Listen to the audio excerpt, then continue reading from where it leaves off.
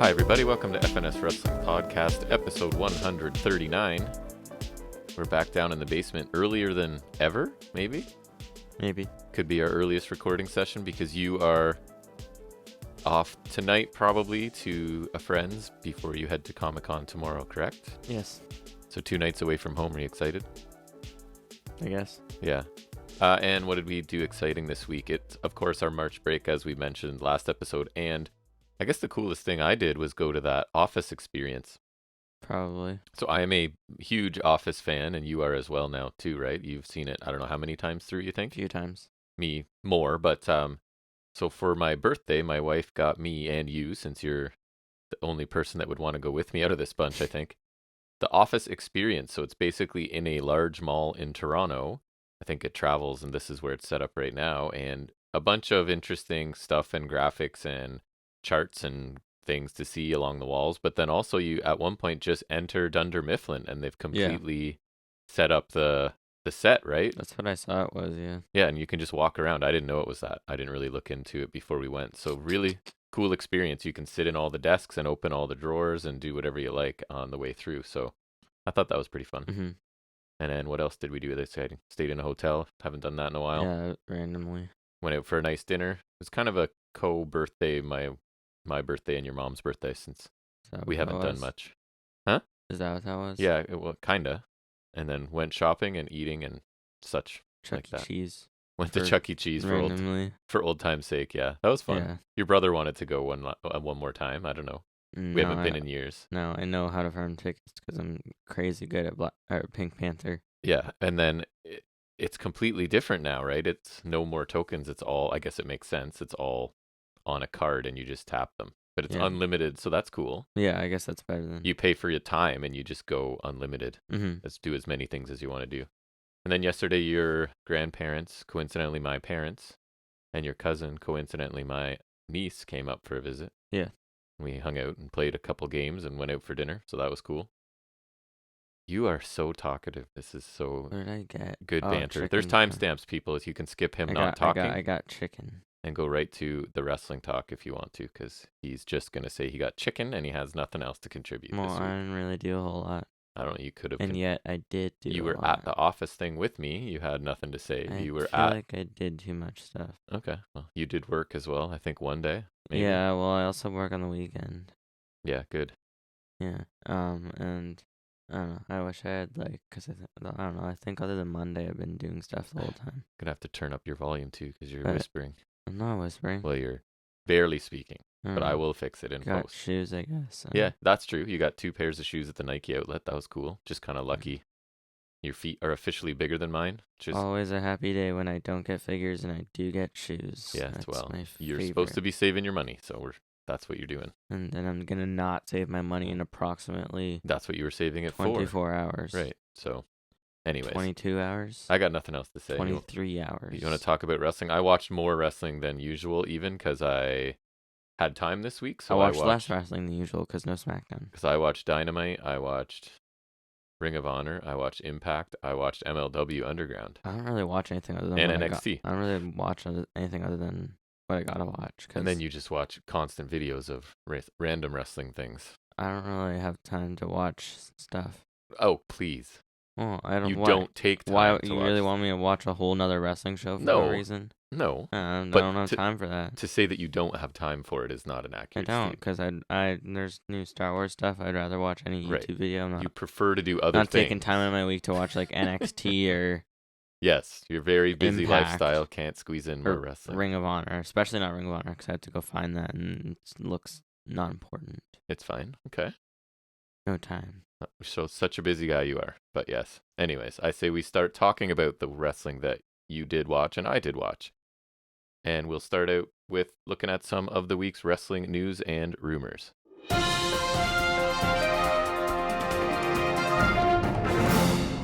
So taking a look at the ratings, NXT this week averaged 590,000 viewers, down 5.5%, and earned a 0.15 in the key demo, down 11.8. And of course, and I don't seek these out. This is what the place that I get it from tells me. NXT's second highest rating in the demo since January 3rd. So again, second highest and not that long ago. 2 months ago. Seems to be the classic. It did go against coverage of NCAA March Madness play-in games, so not quite the tournament, but the games for the last few teams to get into the tournament. So I guess that's some different competition from usual. Dynamite averaged 852,000 viewers, down 0.7%, so basically the same as last week. Earned a 0.27 in the key demographic, down 6.9. And this, they went with third lowest audience total of 2023 so far. So going back, 3.5 months, and actually the third lowest. So that's cool. What do you have? It was, again, a slow news week. I have 3 things that are not of super consequence. So the biggest news of the week was the Bella twins are finished with WWE. They're renamed the Garcia twins. Okay. So all I saw was that they were the Garcia twins, and I didn't care, so I didn't click on it. So they're gone because they were active a lot. But they were still under some sort of contract, like legends or a regular one. I wouldn't consider them legends, but probably that. I don't know. And so now is the speculation they're going somewhere else, or what? Please say no. I'd hope not. I don't really know, and I don't want to. No, I don't want them anywhere. But that is huge, groundbreaking news. It is. Yeah. Good news for us, at least, and that is that Stu Grayson has officially re-signed with AEW. So he had an impressive performance, I thought. I mean, we'll talk about it in a bit on Dynamite. They announced that he is once again all elite. So awesome for him, Canadian boy. Yeah. We're both really big fans of him. He does some crazy stuff in the ring. So I'm not sure they need more talent, but I do like Stu Grayson. Yeah, that's true. And trios, right? So yeah, I'm glad to have him back. Mm-hmm. That's great. So the real big news that kind of just came out of nowhere. I think it was when I saw it when I was working. Yeah.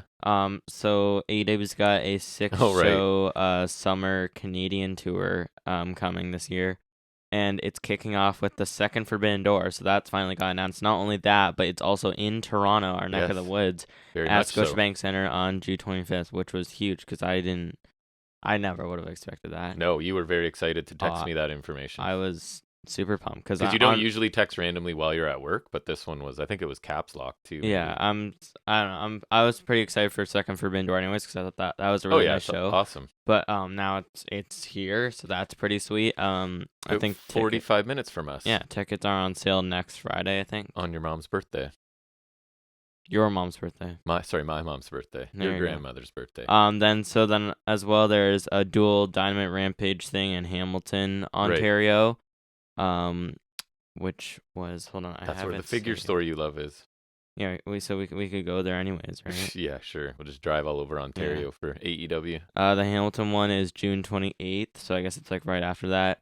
Then there's a dual Dynamite Rampage in Edmonton, Alberta on July 5th. Just hit that one too? Yeah, and then they did a separate one for Saskatchewan. So there's the Dynamite in Saskatoon on July 12th, and then July 14th is Rampage in Regina. And then Alberta is also getting a house show on July 15th in Calgary. Yeah, Canada. So that's pretty sweet. I mean, I don't really care about the one. Yeah, we're gonna look into going to Forbidden Door, I think. That's insane. It's in a much bigger venue than Dynamite. It's in like our legit kind of venue. It's in the hockey, the Maple Leafs arena and whatnot. Sweet, though. And Raptors. Yeah, that's crazy because I mean the Dynamite was solid, but I feel like this is like this would be more way better. Guaranteed to be a good show because don't even know what the card is, and I think it'll be awesome. Yeah, and you don't need to worry about segments as much because it'll be mostly like the matches and stuff. So that would be cool. And I mean, it's definitely like infinitely more expensive, but at least this is a show you'd already pay for. You'd have challenged Shibata, but I think that's for a Ring of Honor one instead. I'm hoping the Ospreay shows up again. He's hurt right now, I think. I don't know for how long though. Yeah, that's still a couple months away. Yeah, so I'm sure. I'm hoping Ospreay shows up there. I don't. It's weird because Jay White's not there anymore. So the Open would be nice. Oh yeah, I just United Empire in general. I kind of want to see, and then I don't know who else do I even really care about besides them. Like I don't. I think now it's that your boy Jay White's gone. Yeah, I think it's just like I don't really. Depends on the match, but I don't care. I can't say I'm super invested in seeing Okada.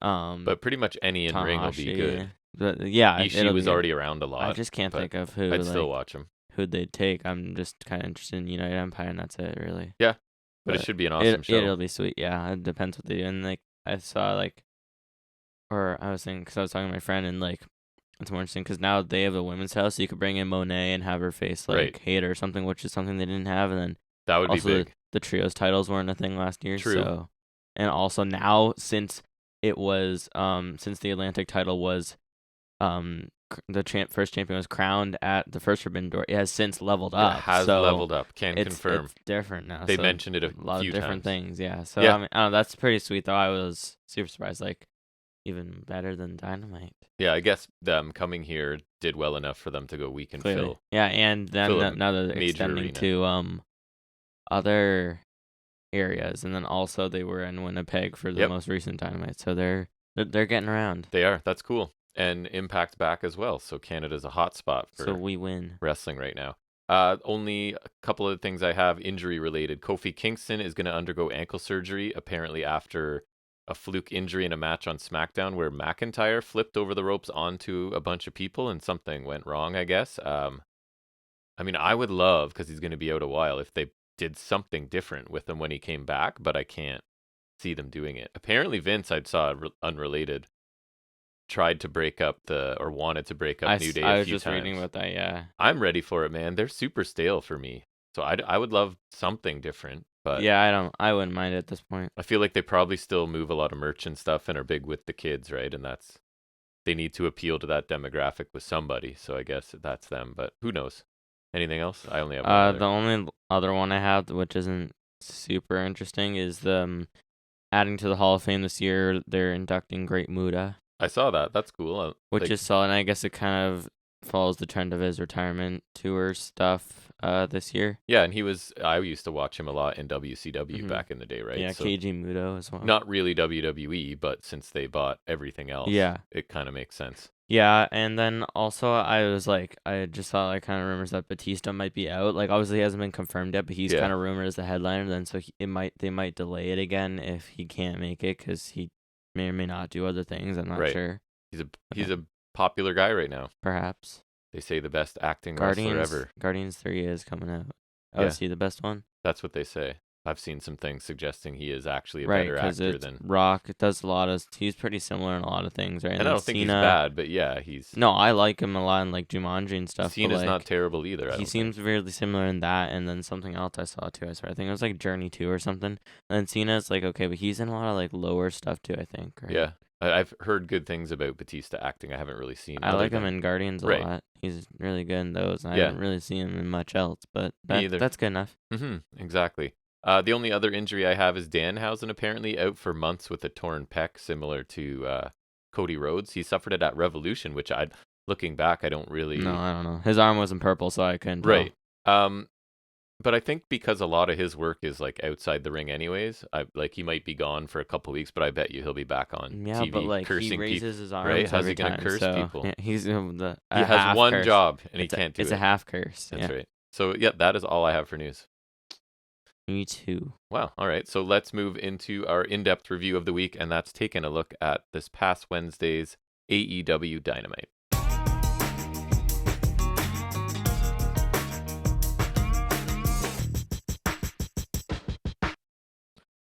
We kicked off the show with a segment this week. We did, which normally I am not a huge fan of, but there are exceptions to that for sure. Yeah, when you're main eventing or when you're opening. So it's MJF's Rebar Mitzvah birthday celebration thingamajiggy. Indeed. He insults Canada for thinking Bret Hart was entertaining. He says Shawn Michaels was better, which that's when I was like, oh yeah, they're in Canada. Even when he said that, it took me a minute to register. Why? Like I was just like, okay. That was an odd thing to bring up. Yeah. In Middle America or something. Yeah. Just in general, I was just like, that's a weird thing to bring up. But and he talked about how Judaism is the only religion that matters. So we're tackling religion now here. So and it's kind of interesting to me because, sorry to interrupt you, but like. I do like that he's including that as part of him because that's part of his life and whatever, like that's real. But then it's like, is he using it to get heel heat? And then that's a little bit like, you know what I mean? That's a bit of a works on both ends. It does. So I'm glad that he's not avoiding it, right? Because that's part of who he is. But I don't think he's using it to generate heel heat. And I don't feel like the crowd's specifically giving him heat for being Jewish at this point, which I hope they don't. So. Yeah, I'm okay with it too. I just think it's kind of interesting, and it's not really something else that's not really done. He talked about his bar mitzvah. He said after he tapped at Danielson, to retain his title. He is the undisputed best wrestler in the world, and he is Iron Man, which That was kind of funny. got that reference. Yeah, I did too. Because he said it at the end of the movie. That I didn't know. I just figured he said it at some point. No, because like there's the press conference thing, and there's like you're Iron Man. He's like, and he's supposed to give like this public speech because rich guy, right? Mm-hmm. And he's supposed to give this speech like with an alibi and everything. But then he's just like, I am Iron Man, and that's how the movie ends. And then guess what song plays in the end credits? No idea. Iron Man by Black Sabbath. Smart. Never would have thought. Then Subtle. some random Jewish people ran out and they were dancing in the ring and like circling him or whatever, and they did the chair thing where they carried him on a chair. Yep. Until they got interrupted by Jungle Boy's music. He came down, but then before he spoke, Sammy Guevara came down, and then Darby Allin came in, and then MJF asked what they want, and simultaneously, to my surprise, they all said, "I want a title match." And it's all of the pillars, right? Yes, sir. All 4 of them. All 4 of them. So Jungle Boy spoke first, saying last time he wrestled MJF was at Double or Nothing 2020, and they went back and forth for 20 minutes, and then as always, MJF cheated and got the win, and then he said MJF got handed every opportunity in the book, while Jungle Boy had to wrestle on Dark, and Elevation, and he was saying how MJF hasn't wrestled on Dark or Elevation or even Rampage. And he said some people only get 60 seconds on TV, while MJF gets 20 minutes to do the same stuff. MJF said that this entire place revolves around him, and it will change if he takes the title from MJF. And MJF said that this company does revolve around him because he is a star. Then it's Sammy's turn to speak, saying he could turn this into a recircumcision, which that seems a little like you're going to circumcise him? That's your insult? Again. That's like... And that's interesting. An interesting turn of phrase. Sammy said that MJF kissed ass to get here, while Sammy worked on the indies for years and worked at Whataburger, McDonald's, and any job to get there. And he was told he was supposed to be Inner Circle's job guy, Jericho's bump guy, but then he became TNT champion 3 times over. He said he never needed the machine. He got himself here, and he'll get the world title. He said whether Max or the dumbass Canadians like it, he'll be a world champion since he's the best ever, and you know it. Then like he remembered he was a heel at the end because he was pretty babyface the whole way. That's what I was thinking, right? Like he kind of circled back there. He did. And then MJF took a shot at him for getting he nod to the Andrade brawl. Then it was Darby's turn to speak. Forgot about that part. About how he went to film school in 2013 and he made a movie and his teacher told him to change it if he wanted to submit it, and he didn't want to, so he dropped out. And he said he never went to wrestling school. That he went to wrestling school after that. And he spoke about how that there will never be a bidding war for him because AEW allows him the opportunity to be him, and that his biggest problem in the company is people going on Twitter complaining about being unhappy and wanting out. And he ripped on MJF for the bidding war 2024 bit. He said if MJF doesn't give him a shot, he'll go complain on Twitter, or he'll beat him with the skateboard and give him a headlock takeover, which is a nice nod. Yeah. And then MJF finally spoke, and he took his glasses off, and so his eyes are all messed up from the match, right? Yeah, Still. I think so. One of his eyes was red. It was pretty. It was interesting looking. He ripped on all of them, saying Sammy's probably going to propose to another girl again, and Sammy retorted with saying that his fiance left him. He said that Jungle Boy had Christian, Sammy has Jericho now and Sting, and MJF says he doesn't need anyone, he doesn't need daddy daycare, because he's been ready since day one. He said they are the pillars, but he's the only pillar that can keep the place up. He says he's beaten all of them in singles competition, and he says they don't deserve to sniff the Triple B. He said he's gonna eat his cake because he deserves it.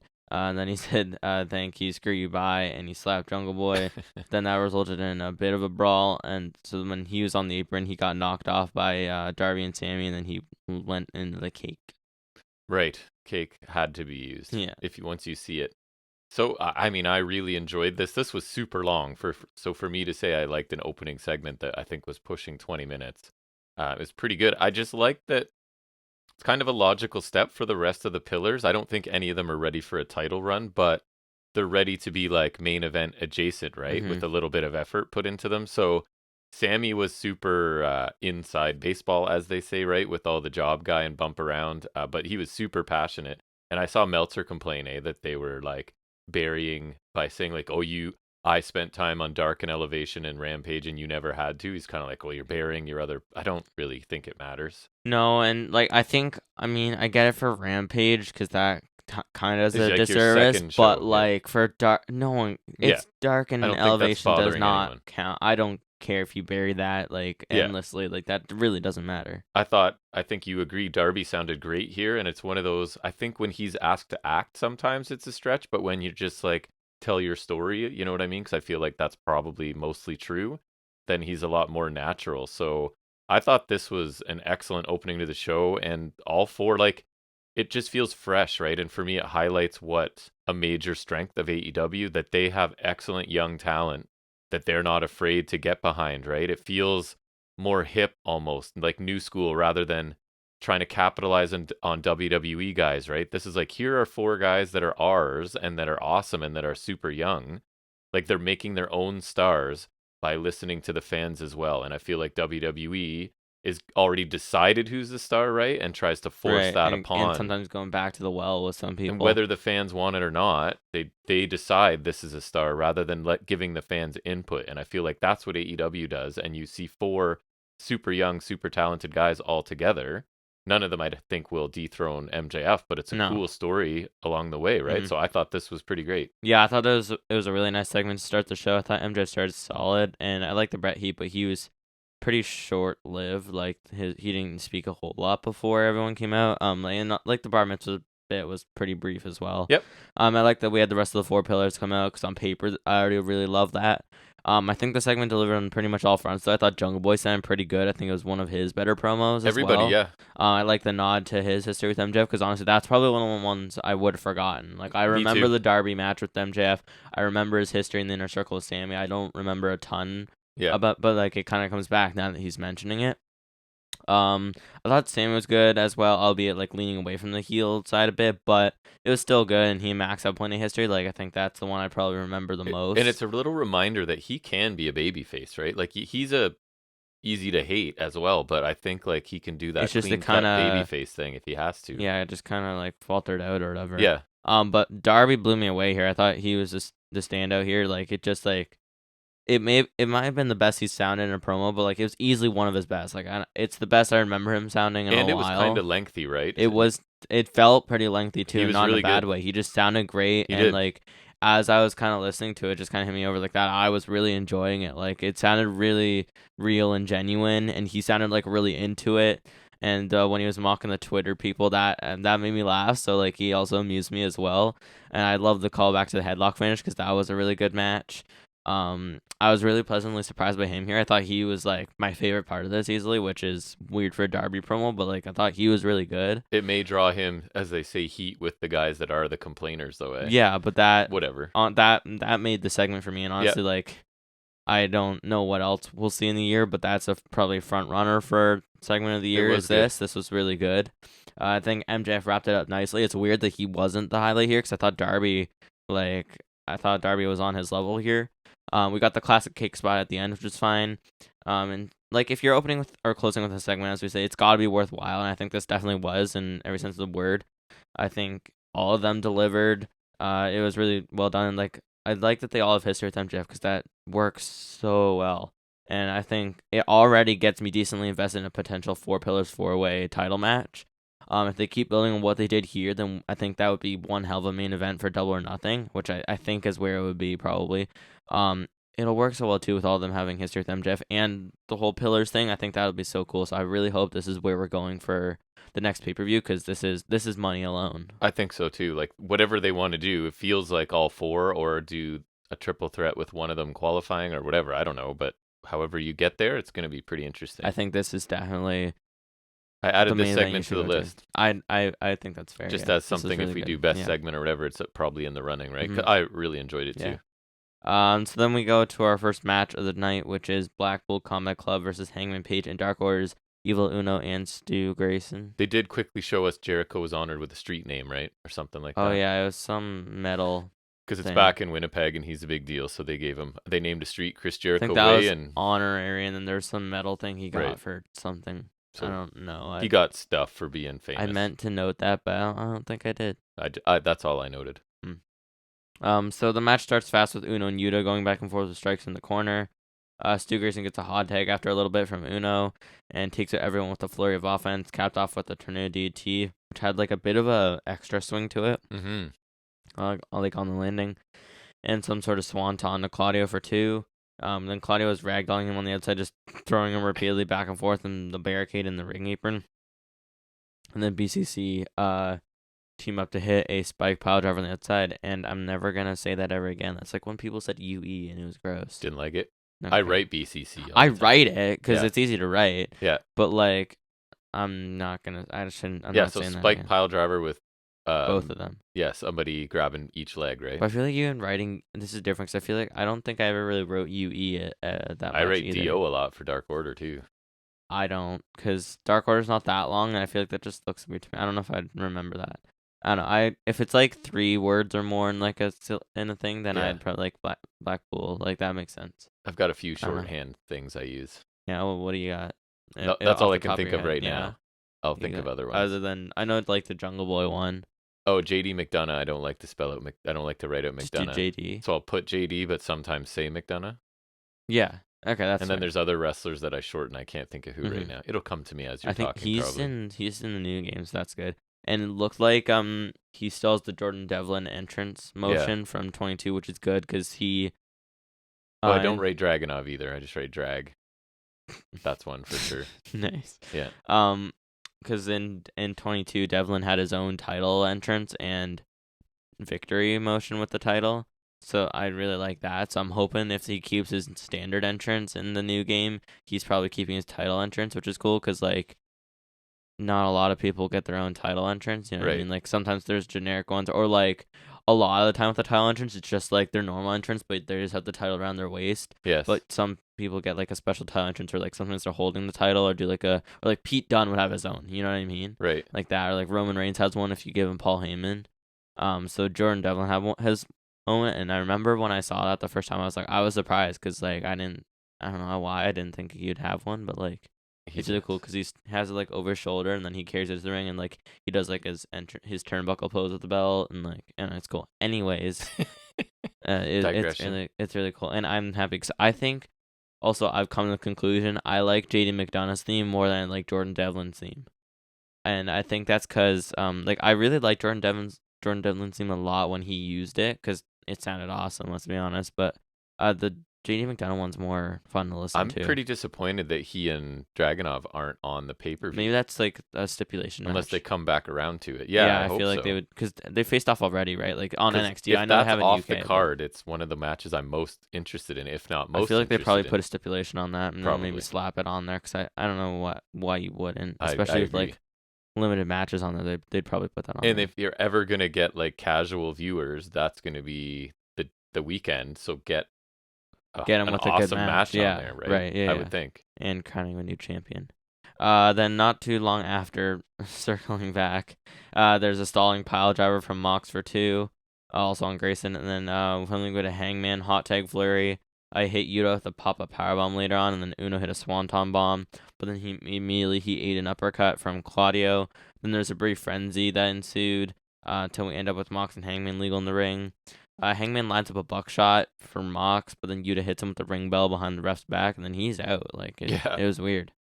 Grayson and Uno brawl with Mox and Claudio until Yuta comes in for the numbers advantage, but eventually they take control. Uno hits a butterfly DDT to Mox, and then I think Yuta was in the corner, and so him and Grayson did the stereo 450 splash and cannonball combo, and Grayson got a 2 count off the splash. And then they hit Fatality for the first time in forever. Great move. They hit that on Mox for near fall with Yuta breaking the pin. That was really nice to see. That's one of my favorite tag moves. And then so the finish comes when Yuta takes Uno off the apron when Grayson tries to tag. Then he eats a big corner and lariat from Mox. A huge pop-up uppercut from Claudio. He really got him up that time. Yeah. And then he just got choked out by Mox for the win. And then they choked him out more. Then they beat up Uno until Silver and Reynolds chased them off. Yeah, Silver and Reynolds are the scary ones, I guess, eh? Johnny Hungy. As that works. I thought Grayson did look really good in this. Nice showcase for him. He did end up taking the pinfall, but like his usual, just like super athletic, everything's clean, and like there's always a couple impressive things every match he does. thought it was a really fun tag match, pretty much what you would expect, right? And they started out following the tag rules again, and then all hell breaks loose for the final few minutes where it gets really fun, I thought. And the Blackpool Combat Club further demonstrate their edge, right? And Dark Order, who were never going to win, but they are competitive against one of the top trios, I guess. So that just sort of Dark Order stays at the same level, right? They keep providing pretty interesting matches, but never go beyond that, like having good matches and not winning, basically. I wish they could take some of them and push them as a tag team or a trio or Grace something. and Uno, I think, should as get a a tag push. I agree. If you're going to do the guns, like, how can you not? I don't know. Because Uno can talk too, right? So he can, yes. I'd put Uno and Grayson against when FTR take the titles. I'd give them a match at least. I would, yeah. So yeah, I thought this was pretty much what I expected. I enjoyed the match. You? I'm hoping. I just thought of it. I really hope Santana gets healed, and Yes. I hope they work out whatever's there. And Ortiz, because Proud and Powerful is awesome, and I've forgotten about them. And them with Eddie as a trio would be cool too. Well, if they him went and Ortiz back to just that. split. Yeah, I know. I guess that's true, but I wouldn't even mind them as like, even if you want to turn them heel again and have them go against FTR, I would love that. Yep. Because they work in either capacity. They do. So I'd really want to see them again. Now that I think about it, I miss Santana. It's been a while. He's awesome. We'll see. But yeah, so I thought this was a pretty nice opener. Start us off, opener match, whatever. Same difference. Would have been perfect to start if we didn't have the promo segment. Like, I think that was a smart start, but I think like this would have worked as well. Yes. Either or. Crowd is super hot for Stu, which was nice to see, and he saw some solid action in this. Surprisingly though, Hangman did not. It took a while for him to get in, and then he got the hot tag bit. He had some other stuff. Then he was out after the bell shot, which is odd. But I love that that meant time to shine for Uno and Grayson together as well, because hit some of their greatest hits, which is really nice to see after a long time. And then the finish and Blackpool getting the win makes sense, doesn't bother me. That works with my thing all around. This was really good. Yep. Then it reminded me, I watched the entrance from that 10-man tag in 2021 with Hangman Dark Order. Oh yeah. I think that's gotta be one of my favorite entrances of all time. Like, like they had like the cowboy package. Yes. And then they all like come out like fun. in a line. Yep. And they had the different version of Hangman's theme, Yep. but not a crappy real song that I don't like. Right. It was still good. Yeah, I remember that. Yeah, I love that.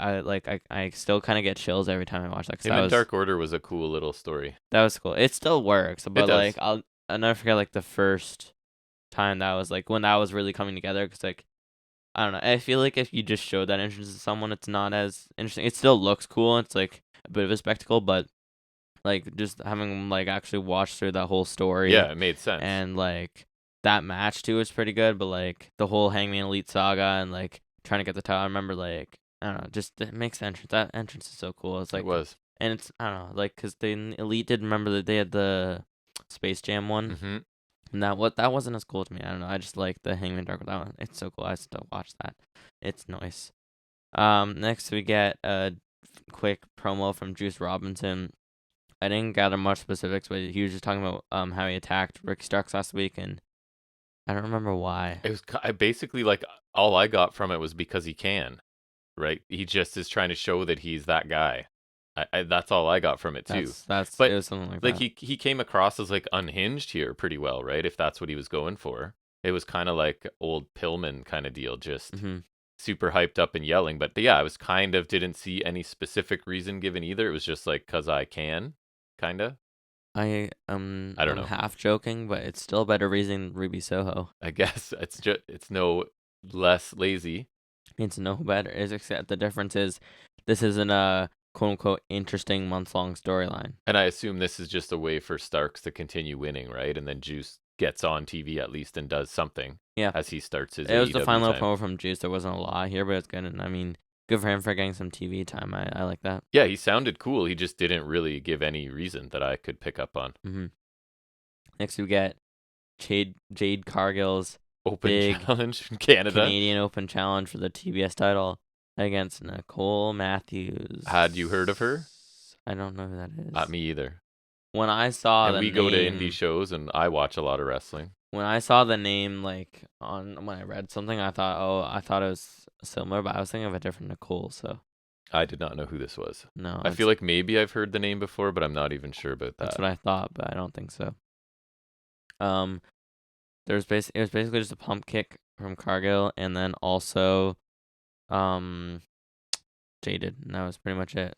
Yeah, it was like a minute or something, right? So it was. Oh, she was in the Mae Young Classic. Really? She defeated Isla Dawn in the first round. Was eliminated by Tegan Knox in the She second. beat Isla Dawn. That's what it says. Really? Are you sure it's the same one? Canadian. Huh. Nicole Matthews. Yeah. Huh? All right. There you go. I take it back. Pedigree. Canada's has. Best. Yeah.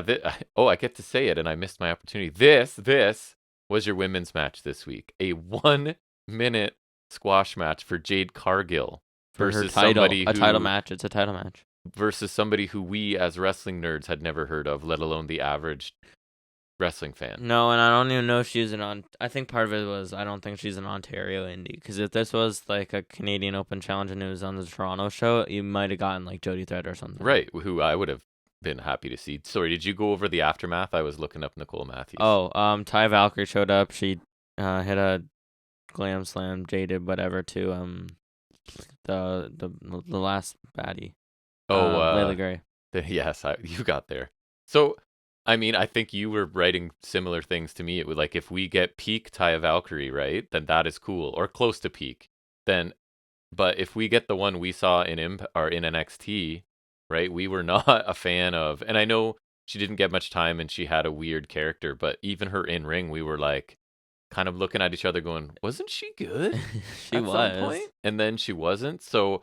We've both been fans of her in the past, but some of her recent stuff has not been great. So that was a nice era for NXT, though. Oh, I want to go back to that. She is a person who could realistically end Jade's reign, and I think that needs to happen because that's the upside here, right? Because she's a big enough name, and if she's but I'm running almost afraid that they're gonna do the same thing because I thought the same about Athena. Exactly the same. I'm like, yep, this is the one that should take it from her. Nope. So yeah, because Jade needs. I'm not sure. Jade and the title need to do something new, right? She's just fully plateaued at this point. They mentioned this is the longest title run in AEW period. Right. That's just kind of sucky to me. It's like not. I was saying that last week too, was I not? Like she was longer than Kenny, longer than Bucks, longer than Sheeta, longer than Baker, period, longer than like which annoys me because like all those reigns were so much better. She was longer than I bet she was probably actually she might not have been longer than Mox's combined title reigns, but like still it's just annoying. Yeah, so this was just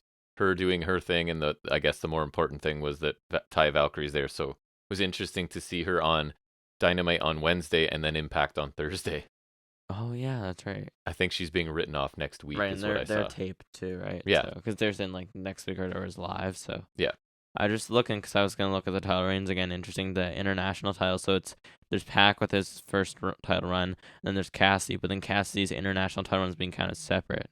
Yeah. So he's the inaugural international champion. It's not like I guess it's weird. It's a separate lineage, but also the same because it's kind of here. But anyways, like so, 154 days for the Atlantic title. Then he leveled up, and now it's international champion. He did level up. We'll see how many times I can naturally work that into as many as they do, probably, which is like half a dozen. No, I'm determined something. I'm determined to beat them. I'm just better.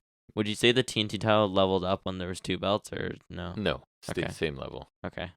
Yeah, because it's the same name. Yes. Is it? Yeah. Okay, so that makes sense. Alrighty.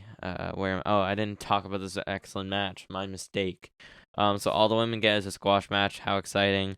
And that's the best I got for someone Canadian. Like, I didn't really expect something legit, but then why would you even build it like that? Or if you bring on a no-name and she actually has some experience, obviously, like why can't she get a couple near falls or something? Because Jade's not that good. Right? The no-namer, because clearly she knows how to wrestle. So, I don't know, to have someone no one knows and have her lose in a minute seemed like a weird choice. Yeah, clearly more about the angle than with the debut of Taya Valkyrie, which is cool as long as she's better than her NXT run and more like the Taya that was great. Yep. And she's technically Canadian, right? So yeah, I guess that works. Yeah.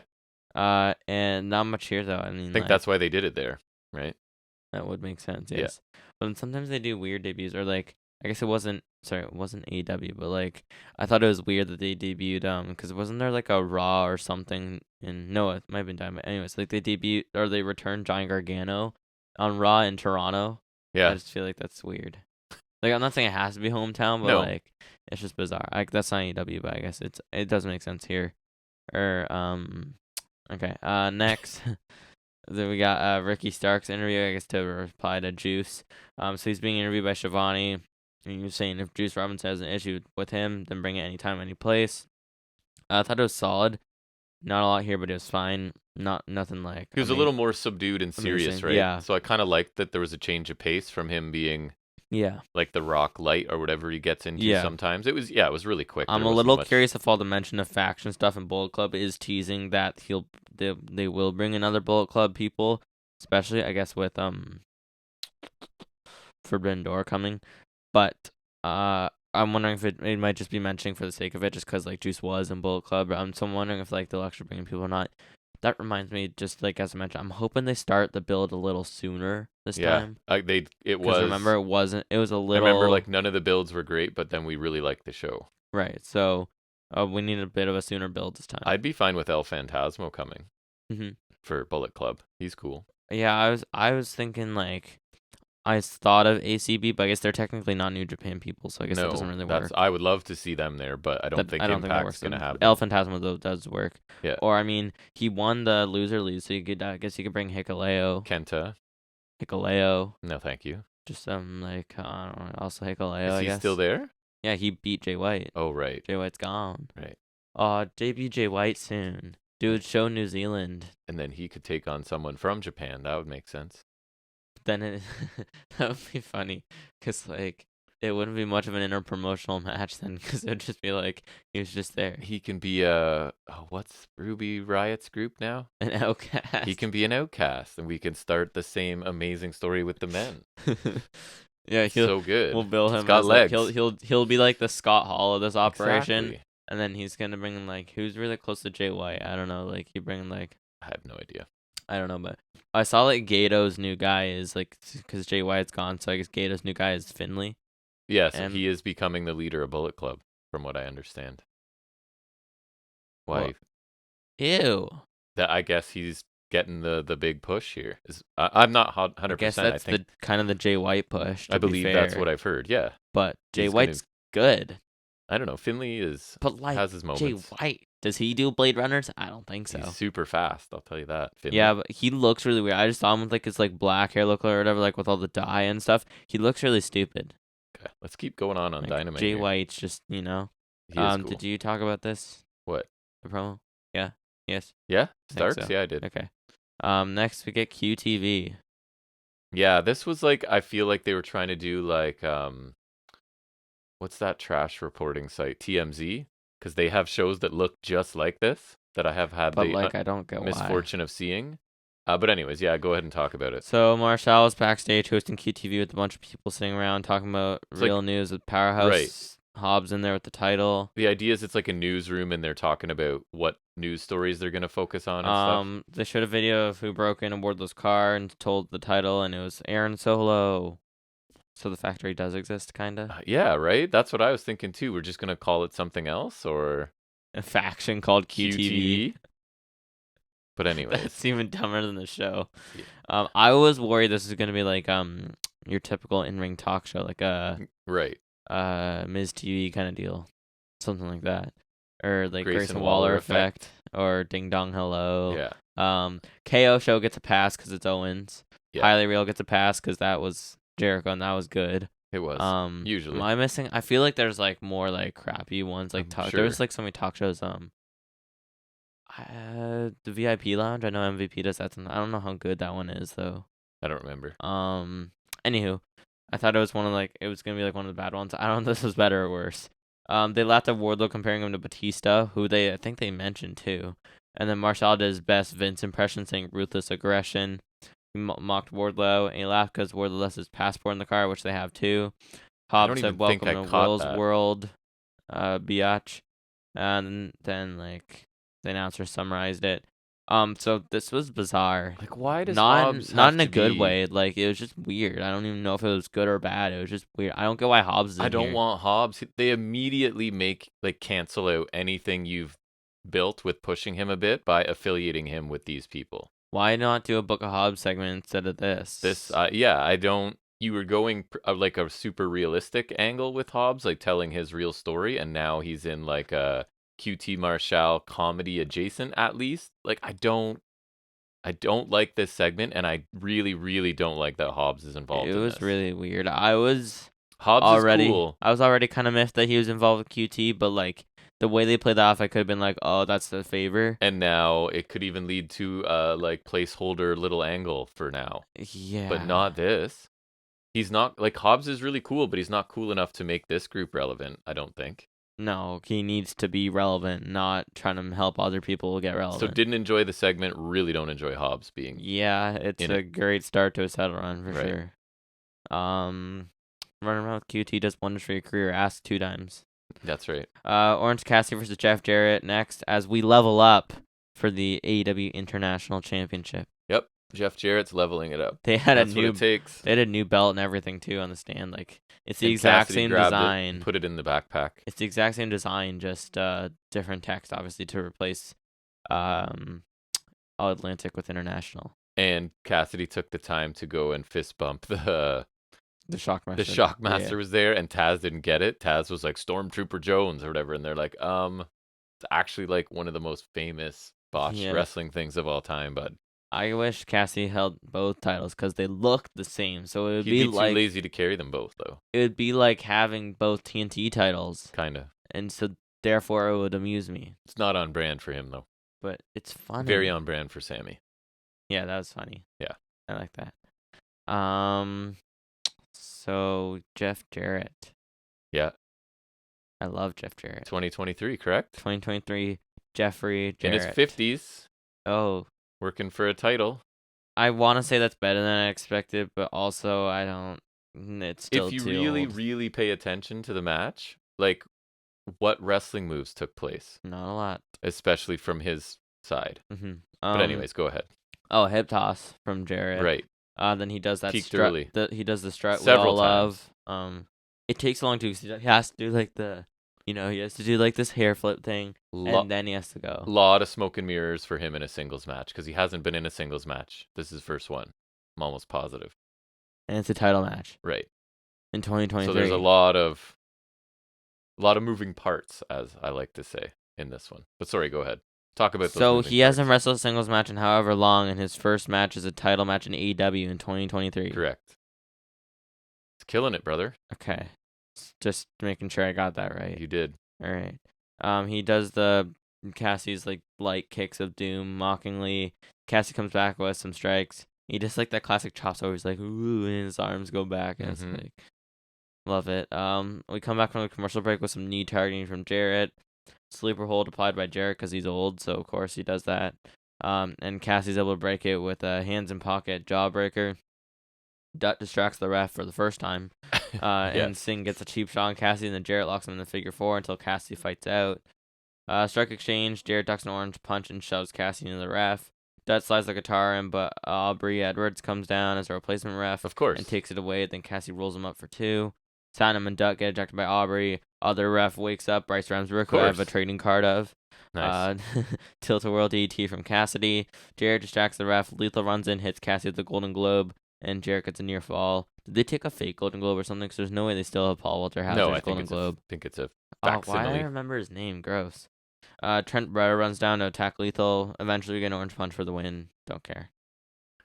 Yeah, I mean, Jarrett can't do a lot at this point, and I feel like he limits other people, like what his opponents can do too. So this was really basic action. Some good heel tactics from Jarrett, like classic stuff and his crew, but like he's really feels sports entertainment more so than Jazz at this point in a company that's not what I'm looking for. Jericho should do the strut. Right? That's not what I'm looking for in AEW. So for me, there just wasn't enough wrestling in this and just too much other stuff.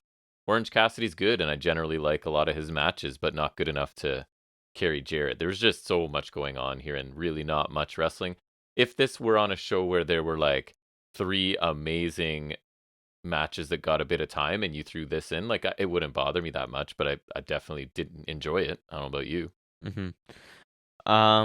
Yeah, I agree. It was fine, I guess. The opener far outshines this. I didn't expect much from Jarrett, to be fair. However old he is, I don't care.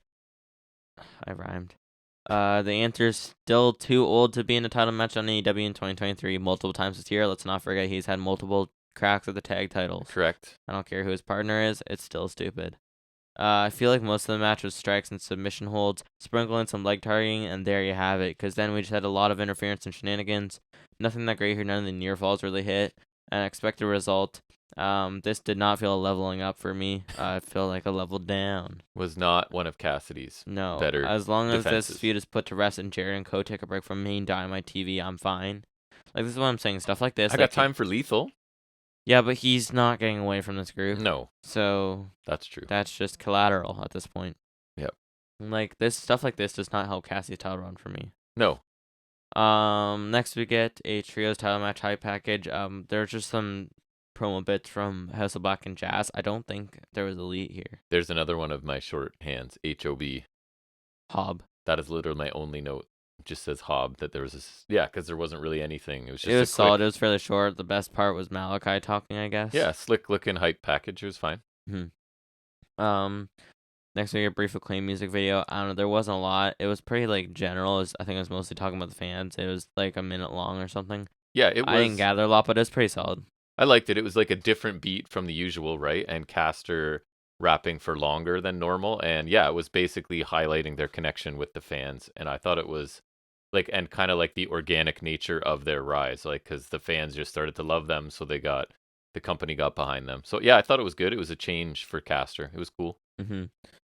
Next, we hear from the Outcasts. Sure do. About time.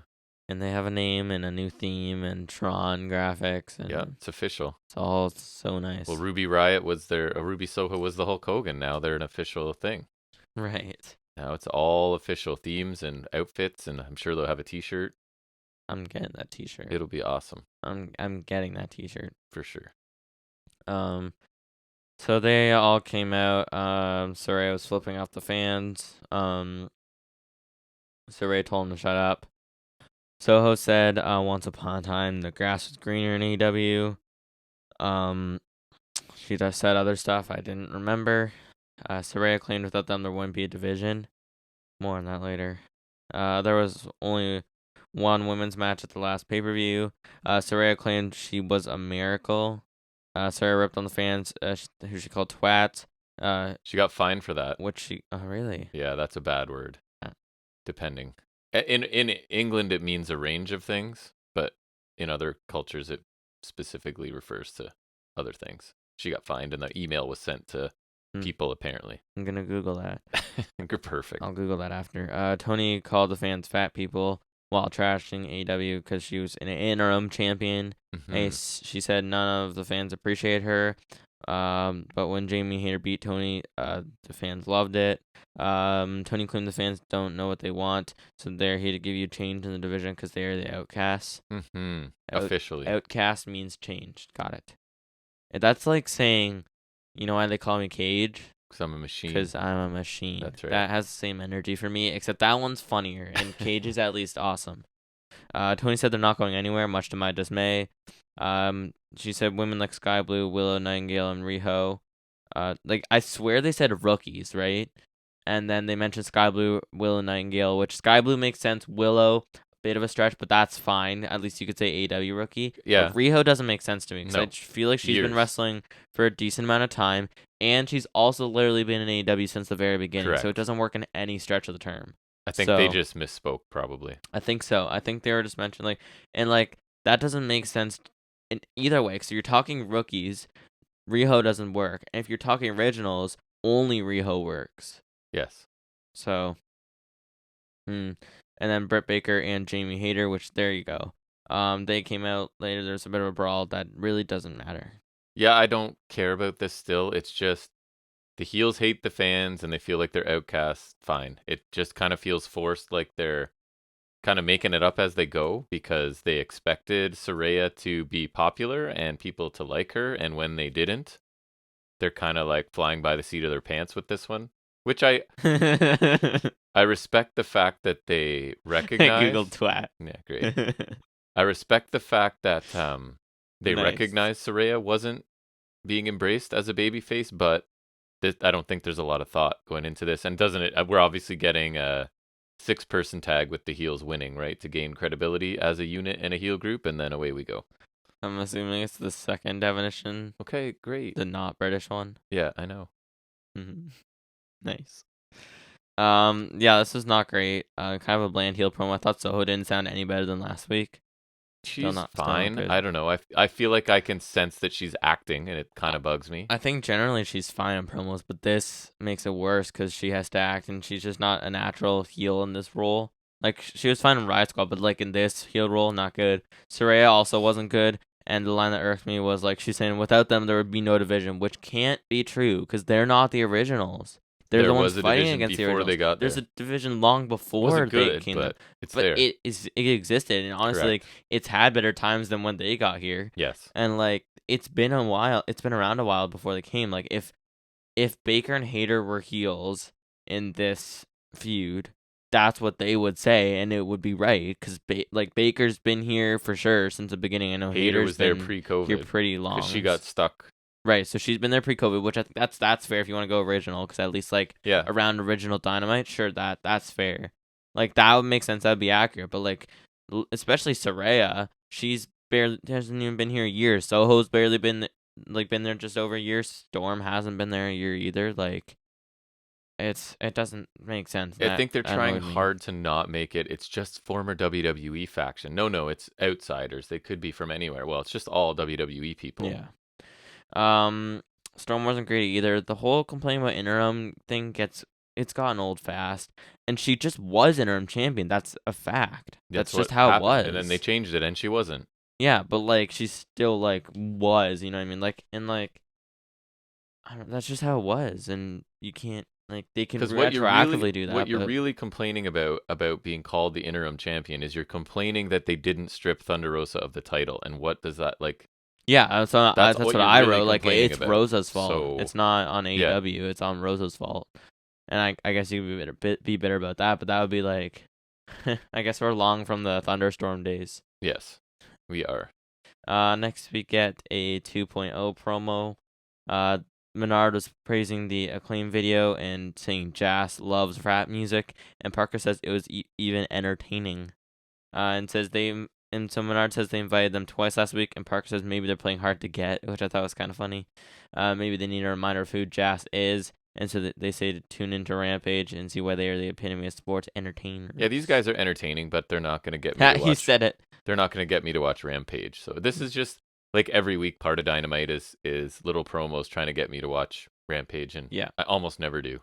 Yeah. But yeah, these guys are fun. It was fine. It was pretty short. They're somewhat entertaining. But I don't know why the recruitment thing is a thing again. Like, I just don't really want that kind of story again. No. They tried to get Starks. We can have fewer members, not more. Yeah, they already have, I think Ty and Anna Jay have been largely absent, but, they have, what is it? 6 male members and then 2 female members. Who's Garcia facing on Rampage? It actually interested me a little. Brody. Right. I would actually watch that. That'd be cool. But anyway, sorry. It's kind of odd, though. It's heel on heel. It is. A bit. Yeah. And it's not even because I know it was Winnipeg, but, it's different if Jericho was facing Brody King, then he could kind of face it then. But, I don't know. Then we get quick Phoenix promo. He was, kind of reminding himself of Alex was reminding him of his past accomplishments and saying, why doesn't he go for the TNT title? So he's accepting Hobbs put out an open challenge for the title on Rampage. So they're doing that, I guess. It was fine. It was quick. Phoenix isn't a strong promo, but I think the match would be really good. It was nice to hear him actually speak. I thought he did fine, right? Obviously, it was kind of limited, but I thought he sounded fine, and that's actually a pretty interesting Rampage match to me as well, to be honest. So that's 2 matches I kind of want to see. So I might end up watching it tonight. You never know. We'll see. I'm supposed to be going out for I got a text from the dads down the street to go hang out in the garage for the game, and I didn't know, because I follow such little hockey, right? I had to be like, what game are we talking about? It's the Leaf game, I assume. Ew. Whatever. I'm going to hang out and throw darts in their garage. So that's fine. Fine. Well, I'm not. With a bunch of friends, so it's fine. I can tolerate some hockey. Stuff. Yeah. Anyway, sorry. I liked hearing from Phoenix there. Yeah. Main event time with House of Black versus Jazz versus the Elite for the AEW World Trios Championships. Correct. Not a leveled up title, by the way. Nope. Same level. And it's weird. It's a 3-way trios match. I don't think I've ever seen that before. It's the first time in AEW for sure. Oh, yeah. But I don't even know if I've seen that, ever. I probably have, but I don't know. Maybe not. Because you always see multi-man tag matches, but, Not with trios. But I think it was smart of them to put the two hometown boys, right? Find a way to get them in the main event. So from that standpoint, it's smart. Not that I love seeing Jas, but I get it here for yeah, sure. makes sense. And my other annoyance before you start was at some point in this, I don't know if it was everybody, but the picture-in-picture was done and it stayed in picture-in-picture that with sucked. just a black screen for the commercial part, and then the match was in a tiny screen for probably over a minute or two, I would say. Yeah, that was really weird. It was annoying. Mm-hmm. Sorry, go ahead. Yeah, I mean, I guess you could end Elite versus Jas, but I like incorporating House of Black. It Me gets too. them on TV again. Title match honestly makes more sense story-wise, other than Jas being in here doesn't. And get them a defense, like doesn't make sense. a high-quality defense. And Spoiler. a notable one, because Right. 3-way. Yes. Which is interesting. Mm-hmm. So after some stuff in the opening, the crowd goes wild and Omega and Jericho get in the ring together. Also, Omega had this kind of white gear with like He had a Canadian flag hanging out of his pocket or something, like on the side. Yeah. It was like white base, and it had like gray patches on the kick pads and like some sort and on the tights, and it had like blue and red gems on there or something. Not actual gems, but like gem kind of shapes. Yeah. It looked like what he wore on Grand Slam when he faced Danielson, which was like the blue gear. It also had a little bit hanging out, so I guess he replaced it with the flag. It just looked like a recolor of that, or the gray version from Full Gear when he lost to Hangman. So it looks like a color variation of that, which I really like this though. White gear, looked good. He did. White gear is always a win. But when they're about to face off, House of Black attack them, and they cut it off as we go to commercial break. Later on, Murphy's on the outside. He has Nick over his shoulder in like a power slam position, and he darts Nick into a knee from Black, who was in the ring. So that's kind of cool. It looked good, yeah. Yes, I'm calling him Murphy. Omega gets the tag from Nick and goes on tear, then doles out some Snapdragons. He hits the fireman's carry, rolling senton in the middle rope moonsault to Murphy for 2. There's a frenzy moves from a bunch of people, then a super kick party later on until Brody King takes out both of the Bucks. Omega hits the classic Topic on Gila to Jericho. Garcia hits a superplex to Nick Jackson, and then Guevara hits an avalanche Spanish fly to Matt Jackson. Omega and Jericho team up to superplex Brody King. Then we cut to a brawl backstage with Hangman, Sylvan Reynolds, and Blackpool, because Grayson's at the hospital, and Uno. Grayson's at the hospital with Uno, because Uno got taken out. Okay, so that makes sense. Yeah, I thought that was a weird little moment in this. Yeah. But anyways. Then Matt hits the Locomotion Northern Light suplexes to Garcia. King hit a cannonball to Guevara, and then another to Garcia. Jericho takes in, House of Black swarm him, hit Dante's Inferno for a near fall with Omega breaking the pin. Then finish comes with a knee from Murphy, and then a kick from Black, and then they hit Dante's Inferno to Garcia for the win and the title retention. Then Hager goes after King, but House of Black outnumber him and take him out. Then the brawl between Blackpool and Dark Order breaks out an entranceway, and they take out Sylvan Reynolds, and they surround Hangman in the ring. And then the Elite appear behind Man, kind of backing him up, weirdly, and Blackpool back away. Right. Really good main event that the fans wanted and were really into, right? They wanted Jericho and Omega. They sort of teased them facing off for a little bit. I thought Brody King continues to look like a beast, and he gets to deliver the finish that's pretty protected as it should be. Dante's Inferno looks cool. I don't think this was on the level of the title match at Revolution. But, no, I love that. And I didn't think there was any doubt who would win this, but like I love the trios division, and I'm all for any types of these matches, so I was still pretty entertained by this. I would love House of Black to still gain some depth character-wise, but at least they got a quality defense here. It felt like a pretty like lengthy TV match, in like a good way too. Like I feel like it got a good amount of time. In the aftermath, even though the post-match brawls and stuff are a staple of AEW, at least this left us with a cool visual of the Elite sort of standing behind Paige, right? That was that kind of made the standard aftermath worth it to me. So yeah, I really like the main event. I wish that visual lasted longer though, because like he turns around and then basically cut to black. Yeah, they should have lingered a bit. I really would. I would have liked that a lot more. Yeah, strong finish to the show, I thought. Yeah, I thought it was a really fun main event. A great end to the show. With all the people involved, I think it was constantly entertaining.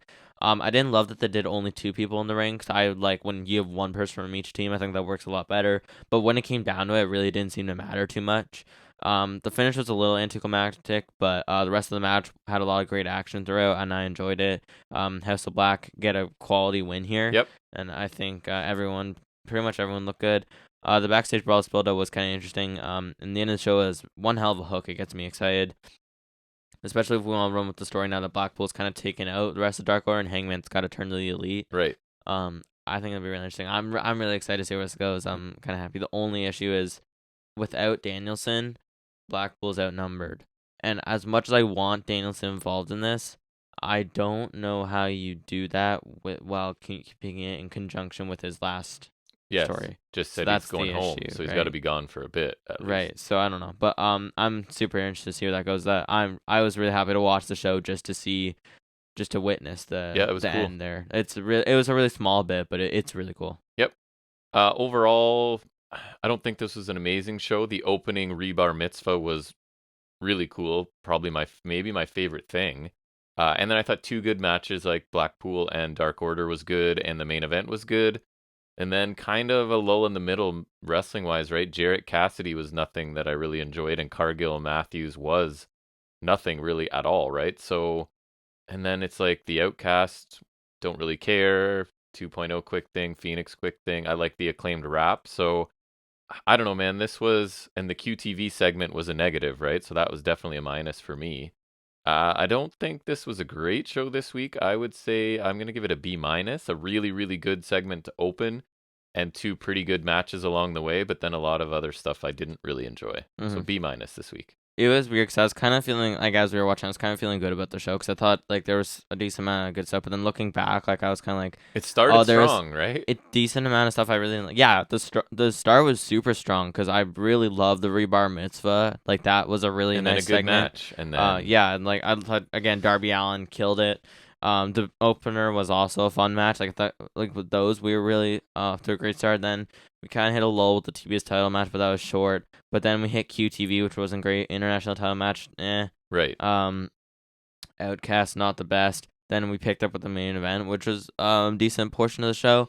So, like, looking back, it's not as great as I thought it was. Because, like, with the start, I thought we might have been on pace to have a really good show. But I think it kind of came back around not the best. So, I don't know. I think it was a pretty good show, but, like, in the end, kind of evens out to average, which kind of sucks because I was hoping for better. But I'd go with the B. Especially, with the segment, the opening match, and then knowing what the main event was, you're like, oh man, this. But then that was kind of my thought process earlier. But then looking back at some of the things I didn't love, it's just kind of like, then it kind of settles in. Exactly. All right, well, we're finished up with Dynamite, and we'll move into some trivia in what we call Off the Top of His Head.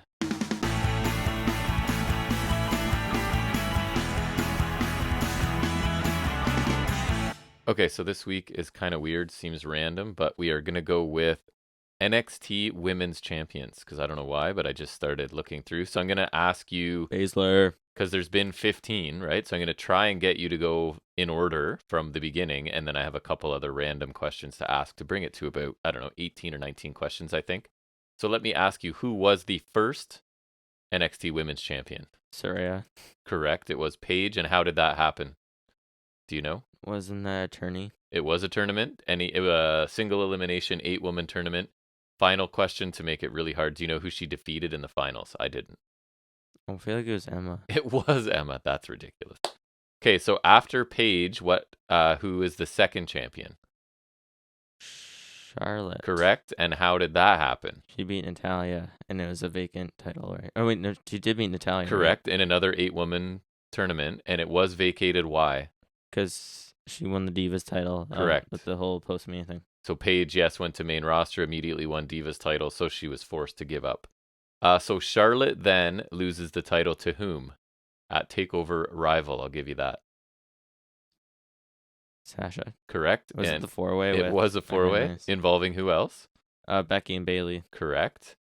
So then it goes from Sasha Banks to who? Bayley. At where? Brooklyn. TakeOver Brooklyn is correct.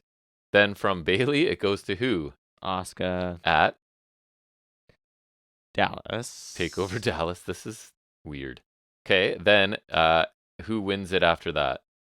Ember Moon. Does she defeat Asuka? No, it was vacated because she went up and she was undefeated. So Asuka's still the champion, technically. No, she vacated it. So sorry, who won? Ember Moon. At where? War Games 2017. Correct. What type of match? 4-way. With who? I know Peyton Royce is there. That's true. It was pinned with Nikki Cross. Yes. And someone now gone back to Japan. Was it Kairi? Kairi Sane, yes. Nice. So from Ember Moon to who? Should be easy. Oh yeah, it was Baszler. It was Baszler New Orleans at TakeOver New Orleans. Then who? So we're at 7th. The 8th person to win it. After Baszler. Took it from Baszler. Kairi Sane. That was Brooklyn 4, right? Brooklyn 4, yes. And after that, Baszler. Back to Baszler. Which was Evolution. Correct. 2 or 3 falls. Wow. Then Ripley. Correct. On NXT. On an episode of NXT, yes. And then Charlotte, Mania 36. Yes, so you're going to get them all. That's gross. Next. EO. Correct. Which was 3-way with her and Ripley. At In Your House. Correct. And then 13 of 15. Oh, it was Raquel, right? Correct. Stand and Deliver. Yes. And 2021. Then from Gonzalez to Mandy Rose. For a very long time. Where did that happen? That was at it was Halloween Havoc, right? It was 2.0 Halloween Havoc. Yes. How dare you? Yeah. And then currently on then maybe, right? Yeah. Right. Perez, that was just NXT, right? It was. Wow, you ran the table on that and knew every single one where it was. So, okay, then longest reign is who? Asuka, right? How many days? 530 something? No, 510. You don't know anything about anything. Shortest reign. This is somewhat controversial. Was it Kairi? It is Kairi. So at 71 days, and then I have a note here. However, WWE recognizes Charlotte Flair's second reign as the shortest at 63 days due to tape delay. In reality, Flair held the title for 73 or 74 days. I hate title runs with tape delays. It's unknown. So dumb because I was watching a ranking of every Impact champion. Penta was at the bottom because his reign was 2 days because of tapings, but on TV it's like a month. Yeah. So I hate TV taping title here. runs. Those are so stupid. So they didn't count some of those days, I guess. Youngest champion. Paige. At what age? 24. 20. Damn. I thought it might have been Perez is close. I think she's 20 or 21. Oldest champion. Charlotte. No. It's your girl. Mandy. No. Baszler? Yeah. Really? At 38. Well, she was the best one, so. Most reigns. Baszler and Charlotte. How many? 2. Correct. Baszler still 3 women have held the title for a continuous reign of 1 year or more. Who are they? Wouldn't it be Baszler, Asuka, Mandy? Correct. Wow. You know a lot about NXT Women's Championship. The sad part is that Mandy's in there because Baszler and Asuka, that's respectable. That's cool, yeah. All right, you crushed that, absolutely. So we'll switch back to, I guess it's mostly me because I watched a ton of wrestling and you might have some Raw thoughts, right? And that's where we kind of cherry pick what we watched this week and we call it Highspots and Restholds.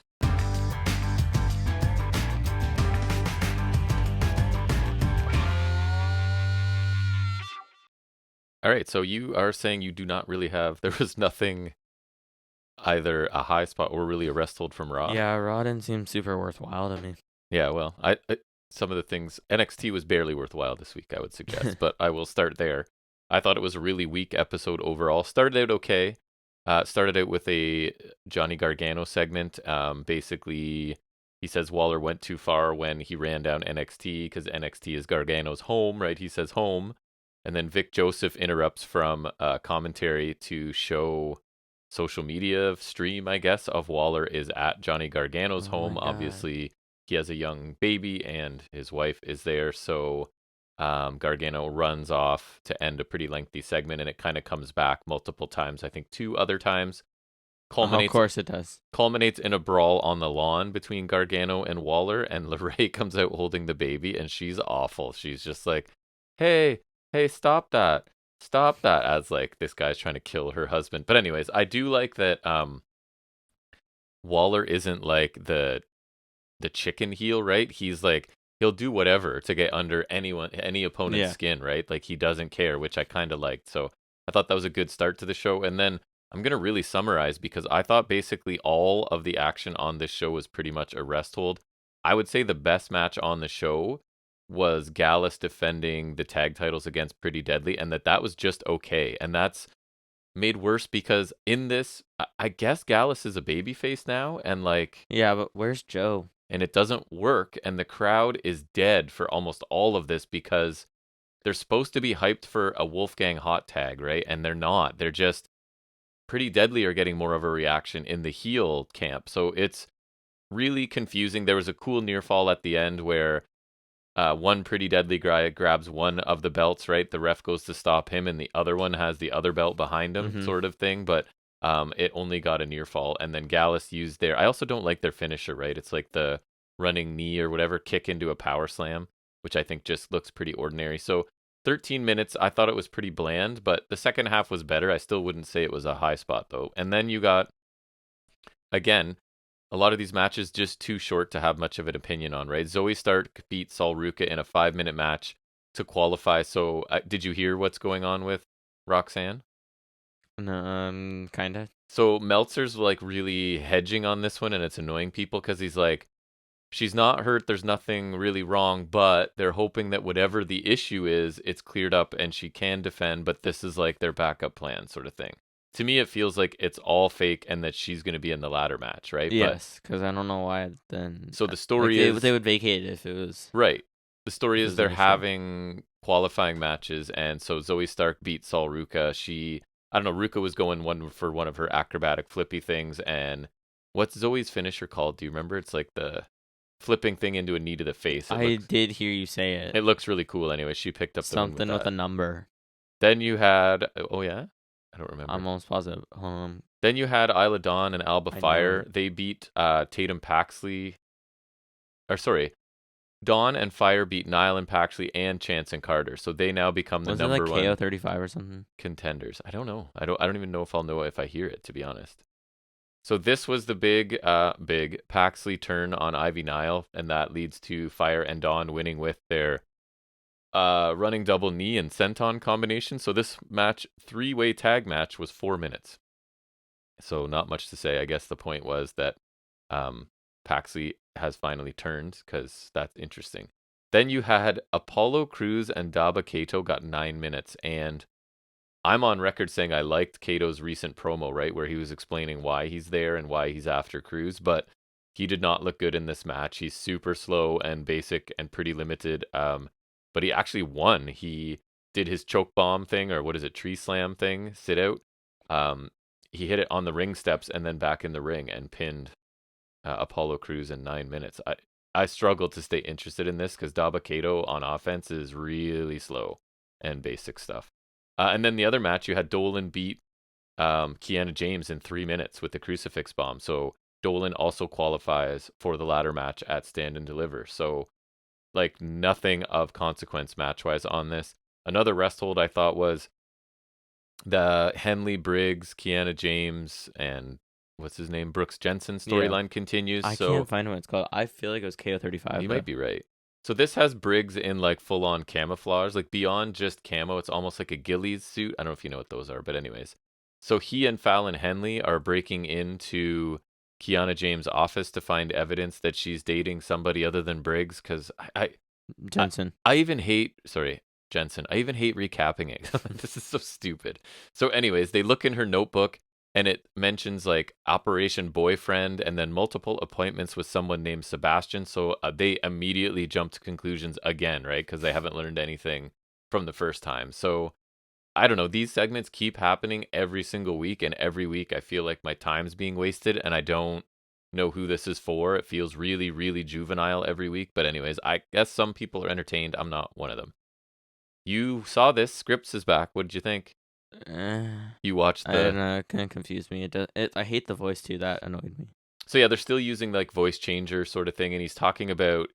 I don't know, he's speaking in riddles a little bit, but then it's basically something dumb. He's focused on one man and he holds up a mask. And then he showed up in behind an Axiom promo later, and then he attacked Axiom. Which is weird because the mask that he had, I would have either thought that's his new mask, which you said it's not. It looked like Mysterio's more than anything. I thought it looked like Dragon Lee's. That too. But no, he definitely not Axiom's, let's just say. So Wesley went to do his open challenge later, and Axiom got in the ring, and then Scripps sort of attacked. I think it was like a missile drop kick out of the corner, or maybe it was a flipping, maybe it was the Molly go round, but it kind of came out of the corner, you couldn't see. So he's back. I think that's what he used before. Right? Going after Axiom, which is great. But And it also took away that match never happened, the open challenge, which is one thing I would like. Axiom Wesley, I would be looking forward to that. Did not happen on this show. They took it away. Resthold, my note says Braun interacts with other humans. So he ran into Tony D'Angelo and Stax backstage. There's another short form. I only ever write Tony D, for the record. No, that's fair. They suggest that they could take Carmelo Hayes out for Braun, but Braun doesn't want their help. And then he tries to be funny and like make reference to like mobster movies and stuff, and he's really awkward and bad at it. And then Tony and Stax, I guess the point of this also is they revealed that it looks like they're a tag team now, and that they're going to be in the running for Tony and Stax. Yeah. Because it's been this whole loyal. They're both incredibly loyal to each other, so it kind of makes sense they form a team officially, I guess. And I don't mind another tag team. High Spot, I thought the exchange between Dragunov and McDonough was pretty good. Dragunov was already in the ring saying what he says, and McDonough interrupts. Basically, the Dragunov likes pain, and JD loves dishing out pain, so he doesn't think that their feud's going to end. They've been like following each other all over the world, etc., etc. But Dragunov says it will be the end, basically, because there's not going to be anything left of McDonough after their match. And then, unfortunately, they reveal that it's going to be on TV next week. Again, hoping that it somehow makes it to Stand and Deliver and not just on TV, because it's one of the matches I wanted to see most. Resthold, surprise, JC Jane promo. I know you're shocked to hear that. It's like the MJF. Sounds great. Next thing you're going to tell me a Gigi Dolan match was a Resthold. So she's basically saying that, I already did say that, I think. No. Yeah. That Gigi needed to hurt her since she couldn't beat Jane if she were 100%. Interesting perspective. Not that you got hurt in the match, but that she wanted to hurt you. But doesn't everyone you wrestle want to hurt you? Isn't that like kind of the point? Anyways, she sounded awful. And I don't know, is she actually hurt here? And maybe that's why the match. Remember, I felt like it was really short last week, their match. So I don't know if she's actually hurt or not, but I also don't really care, to be honest. The only other high spot that I had was the final segment that was a contract signing between Carmelo Hayes and Braun. I thought Carmelo sounded really cool and natural. Braun didn't really. And there isn't really a heel going into this, to be honest. The idea was that they've both sort of run their divisions and brought prestige and elevated the titles, and now their paths. I'd say Melo did better, and their paths are finally going to cross. Me too. And they even shook hands. And earlier in the show, I don't think I mentioned it. Pretty Deadly are now going to be the hosts for Stand and Deliver. I saw a bit of the segment with Melo and Braun. Melo looked less heel a bit. He definitely is leaning away from it. It's kind of like respect, but I'm just the better champion, and we're finally going to prove it. It feels to me like we're positioned for Hayes winning and him sort of moving into like a little more babyface role as a champion. That would kind of suck. Which I wouldn't. He's good in either capacity, to be honest. But yeah. So Pretty Deadly were at this segment as well, and it ended up with like when Hayes and Breaker shake hands, they're kind of like, nobody wants to see you get along. It's supposed to end in drama, and then like Hayes and Braun look at each other. Yeah, I saw. That's what I saw. And pick one each up and put them through a table. Pretty Deadly, I mean. So. Yeah, it was like they worked together even to take out the heels at the end of this. So a little bit of a change of character for Carmelo Hayes, but I think it'll still work. It feels to me like he's going to win this, and I think he should. And then I told you I actually watched MLW. I watched it last week and this week. I watched MLW Underground, so I don't know if they're still doing, what's the other one? MLW Fusion. So I don't know if they're separate things or whatever. If they are, I only watched Underground. So three things. One really big Resthold was Real One. You know who that is? No. Enzo. Oh. So he started out, he's in a wheelchair, I forget why. But anyways, someone's wheeling him down to ringside because he's going to do commentary, and he's cut a really bad promo on his way to the ring. Like, talking about Waffle Houses, and he'll call the cops on everybody. And, like, this is supposed to be his strength, right? It's kind of like he's not great in ring, but he's an amazing talker. I thought this was, like, the lines were stupid, and he delivered it badly. So I was confused by this. It was bad. But a couple high spots. Opening match was an absolute car crash. It was Mance Warner, who I've seen. He took on Ricky Shane Page, who I've never seen before, but apparently he's a big violent match guy. He's a very large... You haven't heard of Ricky Shane Page? I have not. Really? Should I have? Maybe I have. I don't remember. He's one of the more famous like in that. So yeah, they had I've heard of him. Crazy match. Like, he likes throwing chairs into Mance Warner's face a couple times. We got suplex through like boards that were set up, suplex onto chairs, DDT through a table. Real One gets involved with, because he's feuding with Warner at this point. So he gets out of the wheelchair and hits a crutch shot to Warner. And then we got Ricky Shane Page chokeslams Warner through a chair and picks up the win. It was 11 minutes. It was pretty crazy. Lots of blood and violence and stuff. Kind of fun. And then the other high spot, the tag team titles change hands. Did you hear that? The tag, really? It was Hustle and Power, Yeah. who are Calvin Tankman and NJ Yeah. Nduka. So they ended up losing to the Samoan SWAT team. Oh, nice. Yeah, which is Lance NY and He was the one. Remember when? You probably won't, but when Shane was feuding with Roman and he brought on a random right. Samoan. That was Lance. Him. Yeah. So I thought it was a fake Samoan, but he's not. That's legit. So his partner is Big Juicy, who is actually Tongan, so he's like honorary part, and like he is humongous. So this was just like I thought like a entertaining tag team hoss fight. It really is only like I think like 6 minutes or something, but somehow it felt like a lot happened, and it feels to me like they're almost going for like a bloodline light, but doing babyface because the SST now have the tag titles and their baby faces, and Jacob Fatu, who's the leader of them, is going for the main title against Hammerstone at some point. Hammerstone's heel? I don't even know. I think he is now. I didn't think he was, but they showed a promo and it felt like he was, so I don't know exactly what's going on. And overall, I just like the variety of MLW Underground because I got a hardcore match. The match in the middle was a luchador match where Lince Dorado took on, I think it was La Estrella. And then a Haas tag team match all in 42 minutes. So a really quick watch, and I liked most of it. So Impact then, I don't have a ton of details on it. A few, though. High Spot was the opening tag match. It was Gresham and Bailey teamed up to take on Black Taurus and Crazy Steve. Only 7 minutes, but really entertaining. I thought Taurus specifically looked great in a sequence with Bailey. At one point, he had him like up on his shoulders and then spun him around into a really painful looking backbreaker. We got lots of Mike Bailey in this. I didn't feel like there was a ton of Gresham. Bailey ends up winning it for his team with the tornado kick and then the Ultima weapon to Taurus. My only complaint was I don't think Taurus needs to take the pin. If Crazy Steve's available, then you go that route. But so Gresham and Bailey shake hands after the match, sort of teasing the formation of a tag team, maybe. But then they have a segment later, and Gresham basically calls Mike Bailey his sidekick, and then Bailey challenges him to a rematch at the next pay-per-view that I forget what the name is. What's the next pay-per-view for? Sacrifice. That's the one we're not at, right? No, that's the one in Windsor. So it feels like maybe a tag team coming, but they're going to have another match. You watched some of this? The Death Dolls. Oh, no, you saw the match. The Death Dolls and Rosemary were talking about facing Coven. Taya says that magic is scary and dangerous and suggests that Jessica stay away so that she and Rosemary can handle the Coven.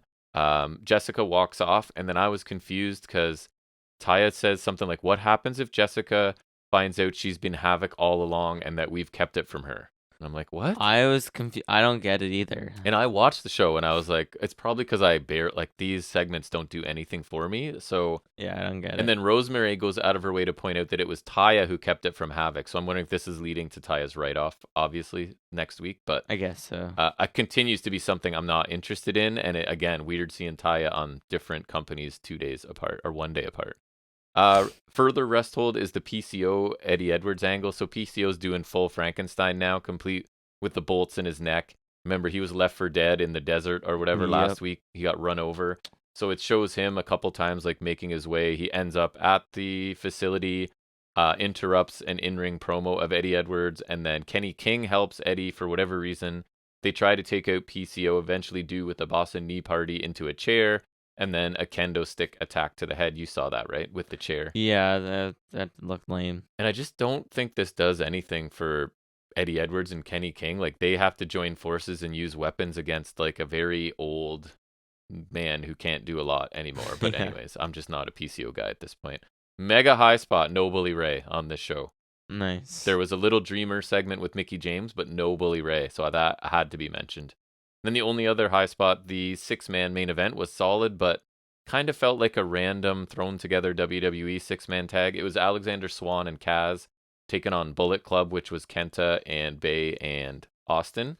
So obviously really good action throughout, and things really picked up at the end as like things kind of fell apart, right? And everybody, you lose track of Legal Man and all that kind of stuff. So Bullet Club ended up winning with their fold Art of Finesse combination to Swan, partly because Alexander was distracted. He noticed that Macklin was watching from afar, like at the back of the stadium. And again, good match. It felt like a kind of a random pairing, but a good match nonetheless. And then ROH, I just finished watching before we came down, right? And I only had a couple of high spots, I guess. One was one of my favorites is back with Ring of Honor. So Silas Young won a match against somebody. Somebody. And Shane Taylor came out onto the ramp and said I basically, thought you were talking about Silas Young. no, that he's the most dominant Ring of Honor TV champ of all time, and he's challenging Silas Young for next week. So I am a big fan of Silas Taylor, Shane Taylor on the mic and in the ring. So I'm super glad to see him show up because I don't know what he's been doing, but he's been nowhere that I'm watching, so I quite enjoy him. Wheeler Yuta was in the main event against the long-haired dude from the Ring of Honor, Clark Connors. No, he's from New Japan. Yes, they had a pretty competitive match, and Yuta finished up. He won obviously with one of that pin that looks really hard to get out of, and then he challenged Shibata to a match, which I think should be pretty awesome. And another high spot, the Embassy won a 6-man tag match against Dalton and the boys, and I thought the Embassy looked awesome. They're 3 huge guys, right? And they were just throwing around the boys because they're not very big guys and they don't generally win or get a ton of offense. So the little guys got in a few flurries, but the big men looked pretty awesome just beating on them. And I was impressed with, is it Toa Lanoa? Is that his name? I thought he looked pretty cool. And it's just a simple way to establish the Embassy as like a super dominant kind of monster trio. And I thought they did a good job of that. And that's pretty much all I have for all of that stuff. And you said there are no updates from figures this week? No, the only thing that was like somewhat notable I saw was like Impact's first figure line in like a while. It's up for pre-order. I think it's just they got 4th. They look okay because I've only seen like prototype runners, but I think it's Moose, Edwards, Perazzo, and Jordan Grace.